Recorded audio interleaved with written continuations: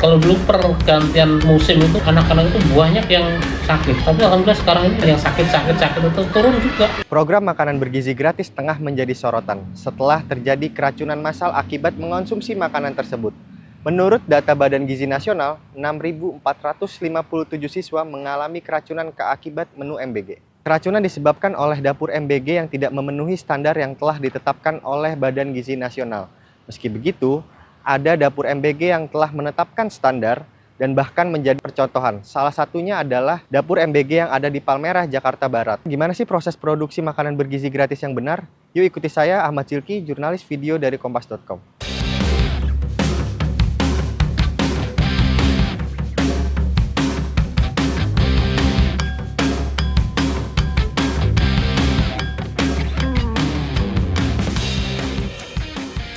Sebelum kita melihat bagaimana proses memasak di SPPG Palmerah, kita bakal melihat bagaimana sih gudang penyimpanan yang ada di SPPG Palmerah.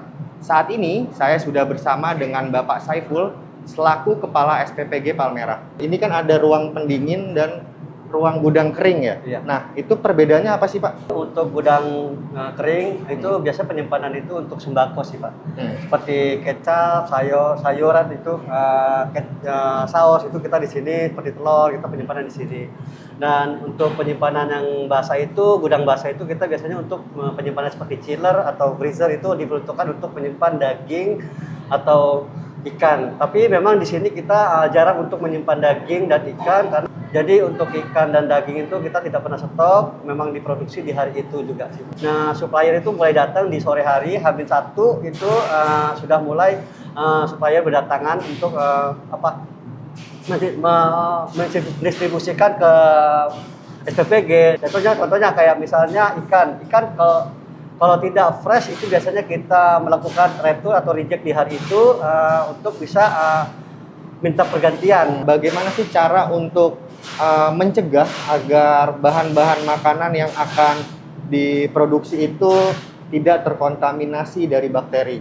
Pertama untuk pemilihan bahan itu memang harus dijaga, dari ahli gizi itu menentukan bahan-bahan itu apa saja, dan juga dalam tahap persiapan kita harus diperhatikan. Contohnya seperti makanan itu tidak bisa disatukan, seperti pemotongan basah dan pemotongan kering itu memang kita ada ruangan khusus untuk bisa motong di tempat-tempat yang sudah ditentukan. Nah Pak, sekarang kita mau lihat nih gimana sih proses produksi makanan yang ada di SPPG Palmerah. Mungkin kita bisa jalan Pak, bisa didampingi.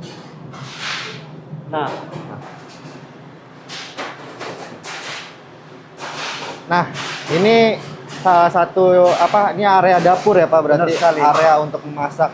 Mulai memasak itu mulai jam berapa Pak? Jam 2 dini hari kita sudah mulai masak.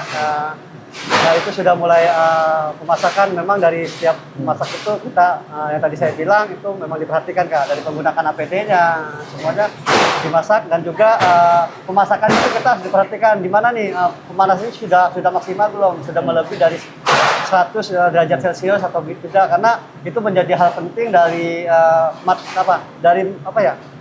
supaya bakteri alami dari makanan itu terbunuh gitu Kak. Jadi di tim masak itu memang ada satu orang untuk menjadi tanggung jawab, mereka ditunjuk sebagai punya keahlian chef gitu Kak. Ya. Setelah proses pemasak itu kapan dapur ini dibersihkan dan benar-benar steril itu jam berapa gitu? Kita sudah mulai bersih itu udah jam 10 ya. Jam 10 sudah selesai produksi, kita benar-benar harus perhatikan pembersihannya, dari mulai pembersihan lantai dan pembersihan alat-alat yang sudah digunakan.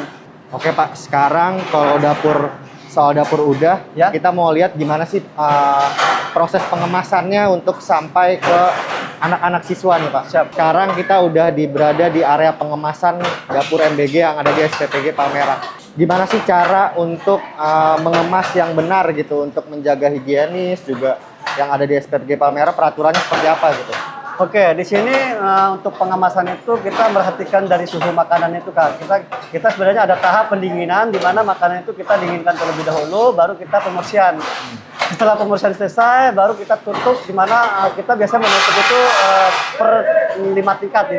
Jadi 5 tingkat untuk menghindari supaya tidak keberatan. Karena kan di sekolah kan kita ada sistem tiket juga, di mana di anak-anak sekolah itu ada tanggung jawab untuk mengambil makanannya yang sudah didistribusikan. Nah, Pak, mulai didistribusikan dan makanan itu sampai ke siswa itu sekitar pukul berapa dan sampai jam berapa, mungkin bisa dijelaskan, Pak? Di sini untuk distribusi itu dari mulai jam 6:30 atau jam 6 itu gelombang 1 itu sampai di sana jam 7 atau setengah 8 sampai ke sekolahan. Itu gelombang pertama dan sedangkan untuk gelombang kedua itu kita mulai di jam 9 itu sampai biasanya jam setengah 10 itu, Mas.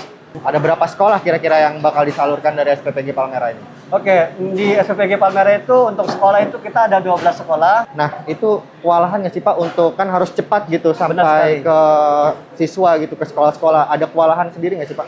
Oke, untuk kewalahan kita tidak sih, Mas, karena kan memang dari ketentuan itu untuk pengiriman itu tidak boleh melebihi 6 kilo karena kita menghindari makanan itu terlalu lama di jalan. Itu yang paling kita terapkan. Kita mencari sekolah-sekolah yang berdekatan dengan dapur. Memang sudah diatur sistemnya yang supaya tidak supaya tidak kelamaan di dalam ruangan atau di dalam perjalanan itu, Mas.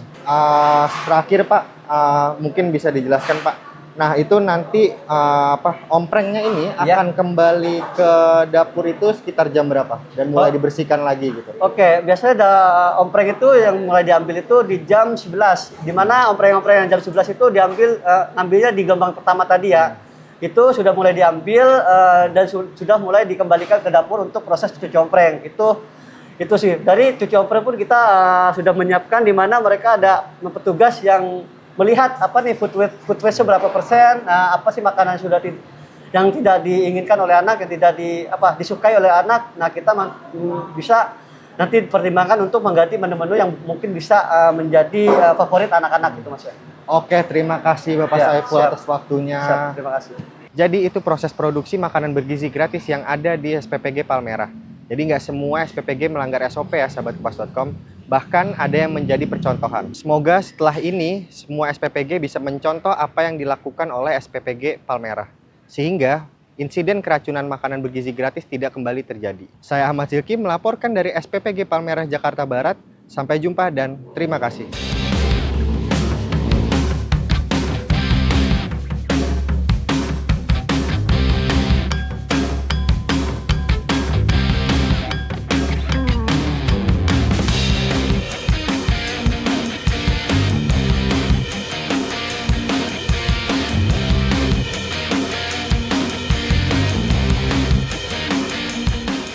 Ini kan udah setahun berjalan ya, Pak. Ada dampak-dampak yang terlihat nggak sih, Pak, dari anak gitu, dari anak-anak sekolah yang menerima MBG ini? Banyak. Yang pertama misalnya anak-anak yang biasa tidak pernah sarapan dari rumah, kemudian cuma uang dikasih uang jajan. Nah, sekarang kan mereka kan bisa makan di sekolah. Kalau dulu pergantian musim itu anak-anak itu banyak yang sakit buah atau apa.